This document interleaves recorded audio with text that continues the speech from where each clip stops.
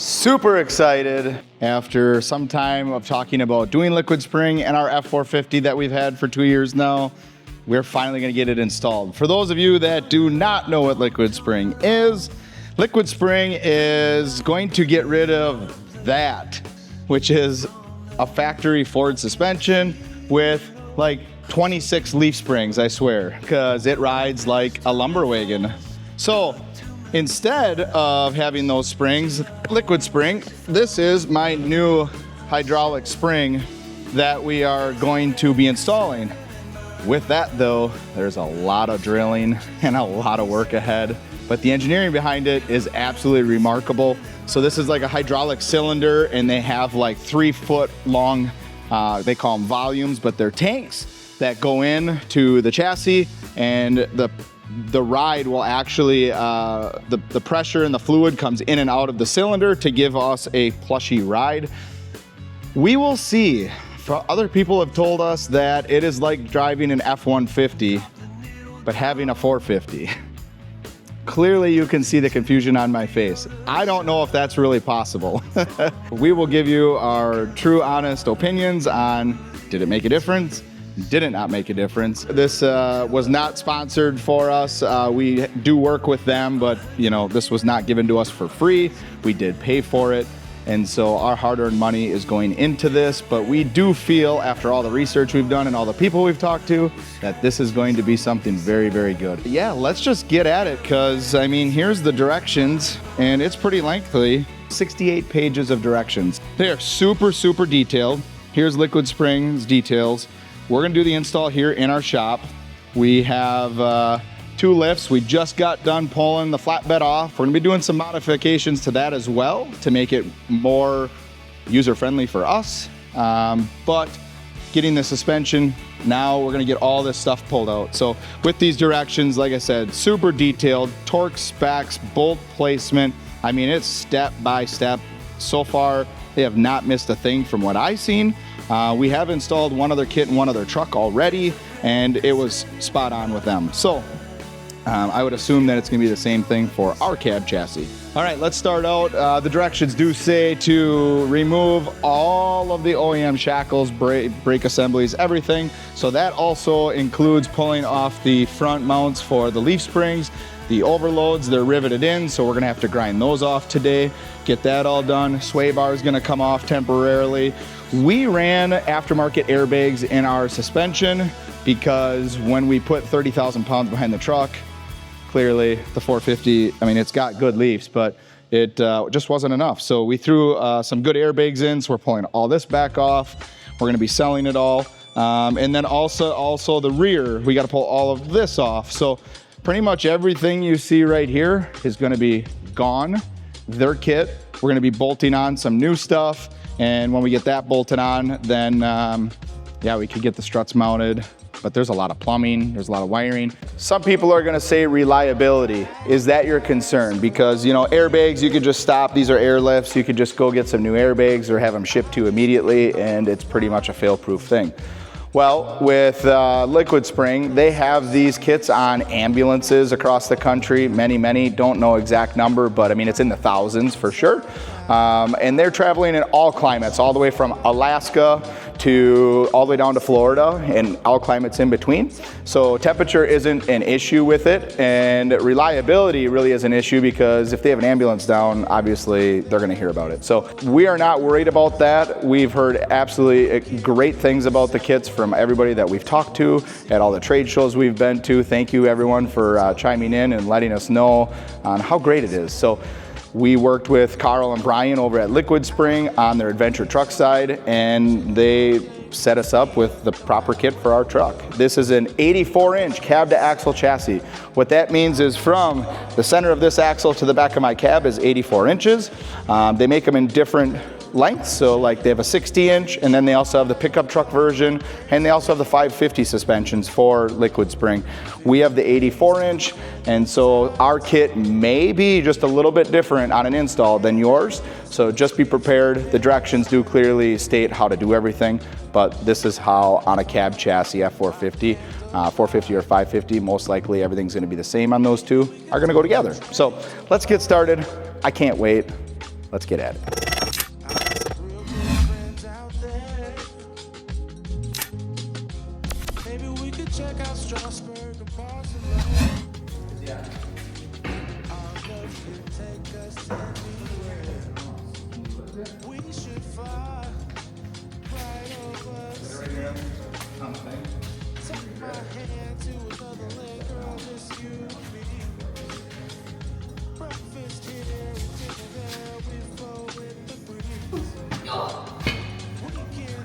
As you can see here, we are making progress.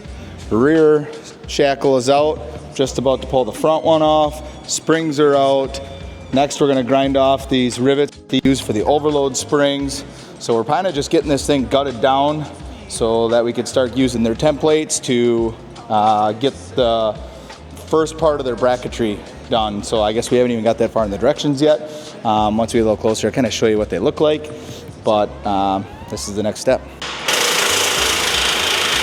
That piece is gone. Just picking up the brackets from the inside. It looks like I have a cameraman. It even adjusts and everything, Ash. It's pretty slick. Oh, having that follow me feature. Dude, I can't imagine if you had two of them doing like a double view. Seriously, it's following me all the way over to there. I like this. This is pretty slick. Except I look fat. All right, time to grind off some brackets.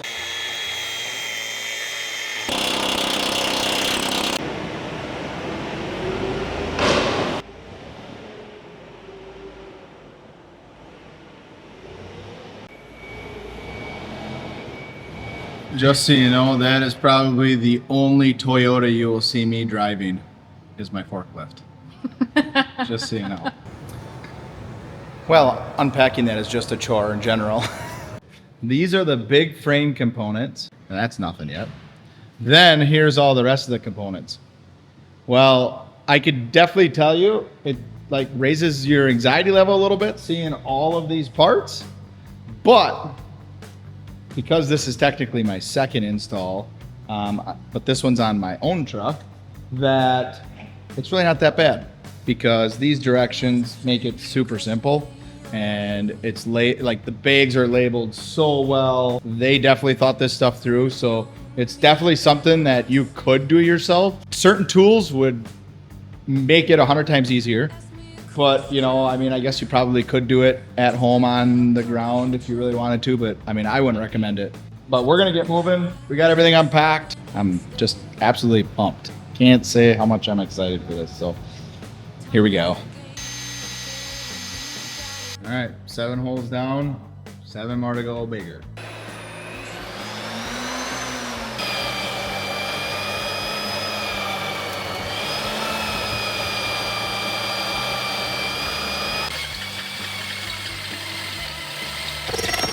Sorry we didn't get it, but you see me drill all the holes before, and all the holes that I drilled from earlier, the directions are step by step. I mean, it seriously doesn't get any more straightforward.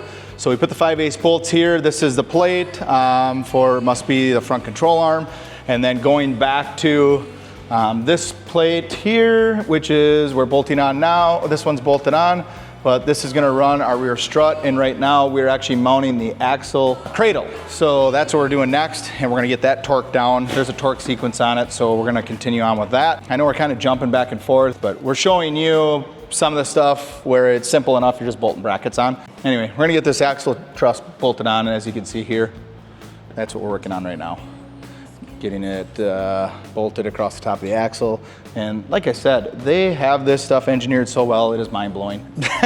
Like, it just, everything fits, and their notes are so good that it even said, you're going to hit the passenger side brake cable, so loosen that up and we'll relocate it later. They're saying to throw some anti-seize on these threads, so when you're impacting and tightening them on, that it slides nicer. I'm a little skeptical with that because my worry is that it's gonna loosen up because it's anti-seize, but at the same time I get why they're doing it.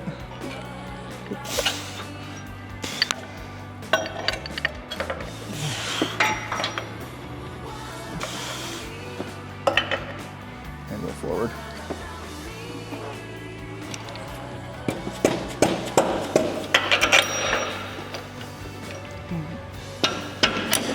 Okay. that. Voila.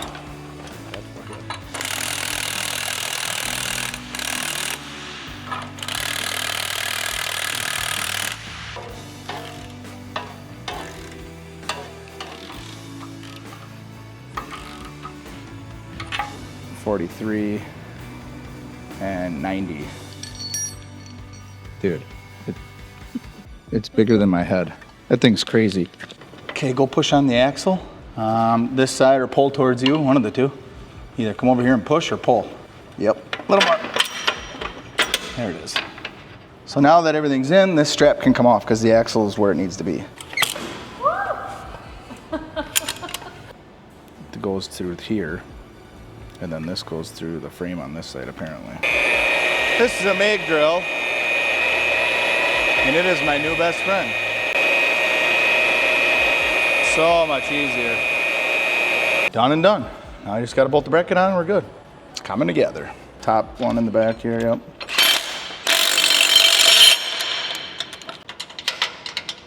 Go. Go.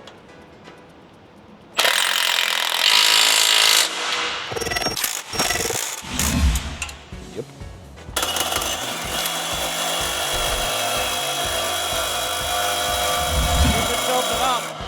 Keep it tilted up, otherwise you have to grind more. I know, fuck. But just hold it up as you're going. Just turn it up.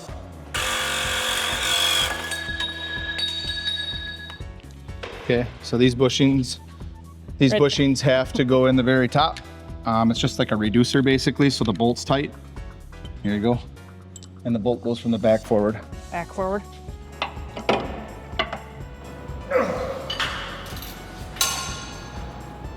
Struts are officially in, bushings are in, top and bottom, and got them torqued. That's done. So now I just got to torque the suspension, and then I think we move on to track bar bracket and stuff like that. So I'll see what the directions are here shortly, but got that part done, and we're gonna move on. Okay, got the, one thing after another. So after we got the front radius arms mounted, got the volumes mounted, the self-tapping screws worked out really nice with the 21/64 hole. I used an impact and a drill driver to actually put the anchors in. I don't know if you could see that in the video or not, but it worked out pretty slick. And then after that, we got the reservoirs mounted with the tranny jacks and then torqued each one of these to 20 foot-pounds. We did the same exact thing on the other side. Next, we're looking at just getting the hose wired from here up to here, getting the hoses ran on each individual side, and then we have to get the pump installed. We have a special pump that we need, or bracket that we need for our pump, so we're actually a couple days out on that yet. That was a special order thing. So in the next few days, we should have this thing up and running, and the hard work's done. Ashley did a great job assisting me, helping me hold stuff because it is heavy and I can't do all that stuff by myself. So thanks to her, she's behind the camera right now, giving me a hand. So in a few days, we'll finish this build up. So